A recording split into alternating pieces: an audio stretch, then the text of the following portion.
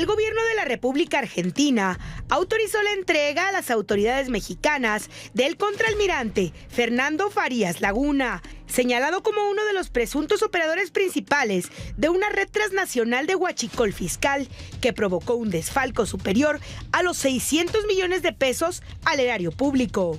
El sobrino de Rafael Ojeda Durán, secretario de Marina durante el sexenio de Andrés Manuel López Obrador, ha sido señalado de delincuencia organizada y robo de hidrocarburos. Se presume que junto con su hermano, el vicealmirante Manuel Roberto Farías, encabeza una red delictiva denominada Los Primos, dedicada al huachicol fiscal.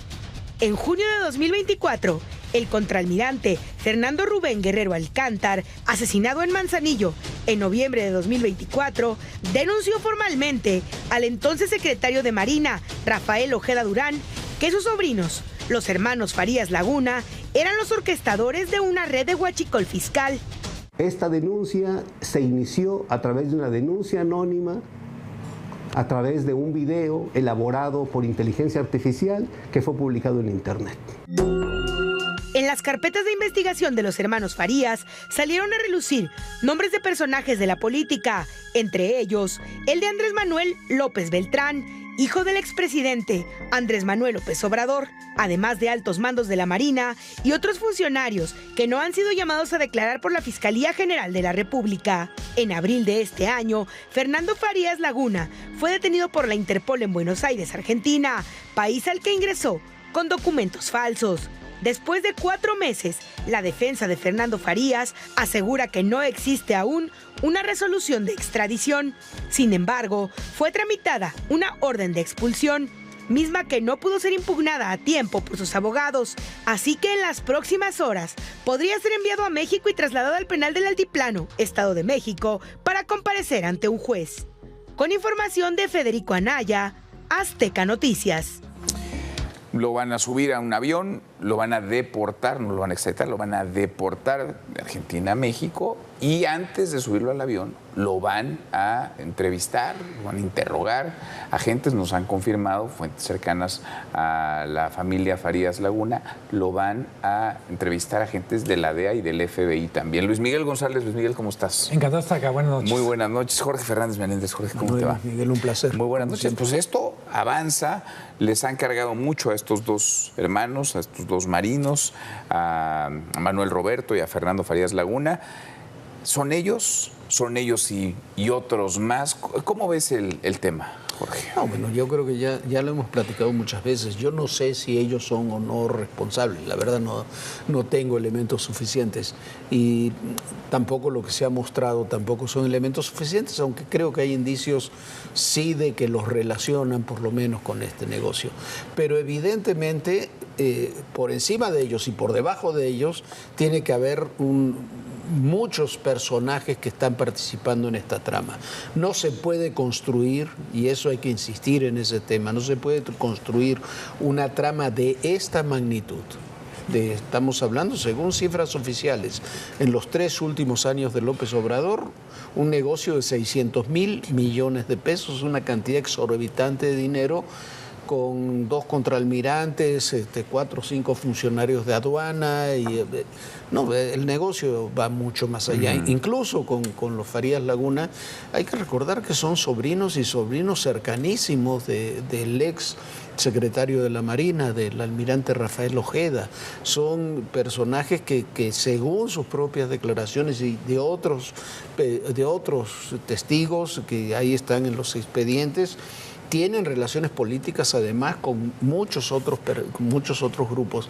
Y un tercer punto, que podemos abundar luego, que no es menor, que lo reconocen las investigaciones en México, pero por sobre todas las cosas están muy sólidas en Estados Unidos. Hay una relación de toda esta trama, por lo menos del contrabando de combustibles que entra por Tamaulipas, con el cártel Jalisco Nueva Generación. Y eso lo pone legalmente en una perspectiva completamente diferente. Decía López Obrador, lo dijo varias veces, Andrés Manuel López Obrador, siendo presidente, que los negocios de corrupción, todos los negocios de corrupción, llevaban el visto bueno del presidente. Yo no sé si llevaron este y otros el visto bueno, parecería que sí, porque se solaparon, se alimentaron o se dejaron correr, pero de que alguien allá arriba en la cúspide del poder estaba enterado, Luis Miguel tendría que haber estado enterado de esto, si no, no se pudo haber armado semejante entramado. Sí, sobre todo el tamaño. No estamos hablando de un microbio, estamos hablando de una ballena. 600,000 millones. Además, si lo que poco a poco se reconstruye de cómo funcionaba el huachicol es cierto, tenemos que tocaba varias dependencias, varios territorios geográficos.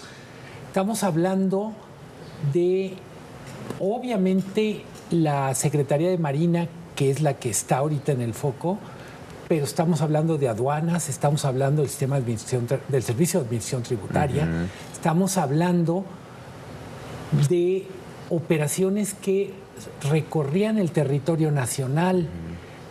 Obviamente estamos hablando de socios que estaban fuera del gobierno, como decía Jorge, arriba, a los lados, abajo, pero sobre todo cuando vemos la cantidad y el tiempo que duró, es imposible pensar en una o dos personas operando como lobos esteparios. Porque además ya hemos visto en este caso, Jorge, la cantidad de muertes, asesinatos, algunas en circunstancias muy extrañas, de personajes involucrados en esta misma trama, ¿no? Hay dos personajes centrales, el que hace la denuncia aparentemente y un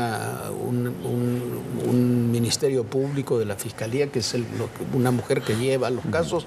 Esos dos asesinatos son muy claros. Después hay otro personaje, la Marina, que muere en un campo de tiro, extrañamente. Hay varias muertes que se relacionan con todo esto. Son 7 más si consideramos la de Sergio Carmona, que también fue asesinado. Sergio Carmona, que quizás la lectura que yo le doy a lo de Sergio Carmona es que lo eliminas porque termina siendo un personaje peligroso, porque cuando lo comienzan a presionar, la versión que hay es que tanto él como su hermano están dispuestos a colaborar con la DEA, en este caso con la DEA, con las autoridades estadounidenses, y bueno, y ahí es asesinado Sergio Carmona, pero toman el negocio de Sergio Carmona y lo hacen como un negocio 2.0, ¿no? Lo mejoran, lo modernizan y, como dice Luis Miguel, lo expanden. Estas las denuncias ministeriales que hay, habla de cuando se decomisa este buque que estamos viendo ahora en pantalla, al mismo tiempo se estaba haciendo un desembarco también en Guaymas, en el otro extremo del país. Esto fue en Altamira, el otro está en Guaymas, y simultáneamente estás haciendo los dos. Esto había, también es extraño, estaban 20 millones de litros, finalmente se recuperaron 10, nadie sabe dónde fueron a parar los otros 10 millones. Nos lo podemos imaginar. Y el barco que estaba en Guaymas llega a escaparse, ¿no? Cuando lo tenían, ya tenían la información. Pero como eso, hay muchas acciones que se realizaron en esa época, en ese momento. Es imposible. Imaginemos por un momento, uno dice 600,000 millones de pesos, son 30,000 millones de dólares. Sí, es una locura. No, 30,000 millones de dólares simplemente para lavar ese dinero. La estructura que tiene que haber, porque no, todo ese dinero uno comprende que no es que se lo robaron todo y queda en bolsillos, debe haber servido para operación política, para muchas otras cosas. Hubo un momento que era equivalente el huachicol, también datos oficiales, a cerca de una cuarta parte del combustible que se consumía en el país. Entonces, es imposible, la verdad es imposible. Yo no sé si los Farías son responsables o no, pero es imposible que ese negocio se haya hecho sin conocimiento de niveles muy altos del gobierno federal. Sí. Descartando, yo diría, no pudo no haber sabido a alto nivel, pero también es imposible que solo 2 personas lo hubieran operado. Sí. Vamos a imaginarnos por un momento que sean tan brillantes para los negocios como Zuckerberg, como Bill Gates. No les alcanza 24 horas, 7 días a la semana, 30 días al mes, para construir una operación tan grandota. Para mí, uno de los grandes misterios es un decir, es el huachicol. Empieza el sexenio como una actividad artesanal. Recordamos todas estas imágenes, yo diría, más tristes que peligrosas, de personas con picayelos o casi con picos perforando tubos. Sí. ¿En qué momento pasamos de la artesanía al cuello blanco, a los grandes niveles? ¿Y cuántos vistos buenos, cuántos salvoconductos tuvieron que ocurrir para que pasáramos de ese nivel, donde eran literalmente pueblos levantados, pueblos muy pobres, a negocios que, si seguimos lo que dice Ramón Alberto Garza, por ejemplo, estaban perfectamente instalados en San Pedro Garza García y en algunas de las zonas más caras del país? No, pero además, a ver, el huachicol comienza, incluso eso operaba ahí. Recuerdo perfectamente una entrevista que le hicimos aquí al general Cienfuegos, en sus últimos, era secretario de la Defensa, en sus últimos meses como secretario de la Defensa con Peña Nieto, y nos explicaba cómo el Triángulo Rojo, creo que le llamaba él en Puebla, cómo se robaba combustible, que estaban tratando de combatir el robo de combustible todo en una zona de Puebla. Eso se dio con Peña Nieto, se dio con Calderón, siempre había un robo. Que era la ordeña, de ¿no? la ordeña, de ¿no? los De los tubos, eso siempre se dio. Pero lo que sucedió a partir del 19, a partir de que asume el gobierno de López Obrador, es una transformación de eso. Se comienza a robar combustible en forma masiva. Recordemos que se decía que se había acabado con el huachicol, pero se comienza a robar combustible para llevarlo a los Estados Unidos, se refina en Estados Unidos y se traía de contrabando en México. Eso era nuevo, se comenzó a hacer en la administración López Obrador, no ocurría antes de esa forma. Podría haber algún contrabando hormiga, pero no en forma industrial como se hacía. Y incluso cuando se comienza también a combatir ese delito, estamos viendo lo que hemos observado, que incluso se comienza a refinar en México, ¿no? La refinería que vimos en Reynosa, otras que hemos visto en Tabasco, una en Veracruz, o lo que veíamos apenas esta semana en Tlajomulco de Zúñiga, lugar de depósito de combustible, otro lugar enorme de depósito de combustibles en Tlajomulco de Zúñiga. Tú conoces mejor que cualquiera de nosotros allá. Esa es zona del Cártel Jalisco Nueva Generación. No puedes instalar una operación de ese tipo sin tener el visto bueno de las autoridades por una parte y del Cártel. Si no te Jalisco dejan abrir por un la negocio otra, y te caen a extorsionar, imagínate. Nomás para poner geográficamente, Tlajomulco no es un rincón perdido, es zona metropolitana de Guadalajara. Claro, está ahí junto a Zapopan, ¿no? Está perfectamente conectada, perfectamente comunicada. Tengo la impresión que este regreso del contraalmirante Farías es también el regreso del tema del huachicol. De alguna manera se habló muy fuerte de huachicol comenzando el sexenio, luego se puso en pausa la conversación, sin que las preguntas más importantes se hubieran resuelto. Hay una parte de la operación del huachicol que es física, literalmente es forzada, logística, pero hay otra es administrativa. Hay un montón de papeleo que lo que se dice, una parte del huachicol operaba en oficinas con papelería oficial. ¿Qué ha pasado con eso? ¿Quiénes eran responsables? ¿Qué se investigó de cuando estuvo el tema a alto volumen? Ahora, creo que una de las cosas buenas del regreso de este personaje es que el tema vuelve a estar, yo creo que en el lugar que merece en la discusión. Ahora, nacional. eso incomoda a muchos, comenzando por Andy López Beltrán. Claro.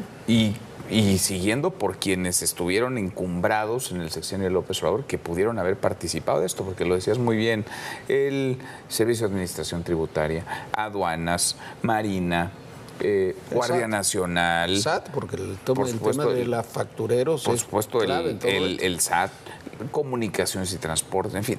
Esa es una cosa en el que participó más de una docena de instituciones, de dependencias y cientos quizás de servidores públicos. Áreas estatales y municipales tienen que haber participado de alguna forma también.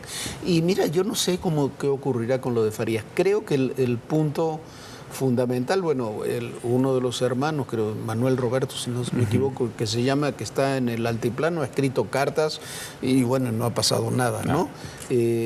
Bueno, es que entiendo que no tienen ni siquiera acceso a la carpeta de investigación. Claro, Fernando Farías, estando en Buenos Aires, tenía o tuvo acceso a hablar con autoridades de Estados Unidos, tú lo decías bien ahora, ha tenido una reunión con el FBI, con la DEA, tiene acceso a informar más.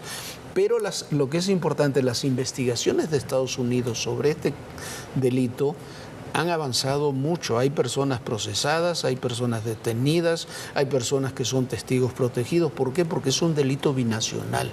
Es un delito que se comete en México, pero al refinar y exportar ilegalmente desde Estados Unidos, se comete también en Estados Unidos. Y al participar el cártel Jalisco, como Estados Unidos, la justicia lo ha explicitado muy claramente, al participar el cártel Jalisco Nueva Generación, entra bajo el paraguas de las leyes antiterroristas. Entonces, aquí podrá gustar o no, pero eso allá se está investigando. Aquí se paralizó la investigación desde el momento de la detención de los hermanos y después no avanzó más, por lo menos no hemos visto que avanzara más, cambió la fiscalía y la nueva fiscalía no ha avanzado más en ese tema. Pero allá sigue avanzando y me parece que va a ser inevitable, es un negocio demasiado grande como para que pueda seguir siendo ignorado. Lo mencionabas, queda también qué pasó con la operación de lavado de dinero. Claro. 600 mil millones no se pueden literalmente ni Copperfield. Entonces, ¿cómo operó todo ese dinero? Nos lleva al tema de financiamiento al terrorismo en el entendido de esta nueva denominación de los cárteles. Ahora, ¿qué les dice? Porque en esto las casualidades no existen. Va Omar García Harfuch, Argentina. Está este hermano Farías Laguna en Argentina, Fernando. Y en Argentina, las propias instituciones de seguridad, agencias de seguridad de Estados Unidos, gestionan para que el gobierno argentino deporte y envíe a México a este Farías Laguna.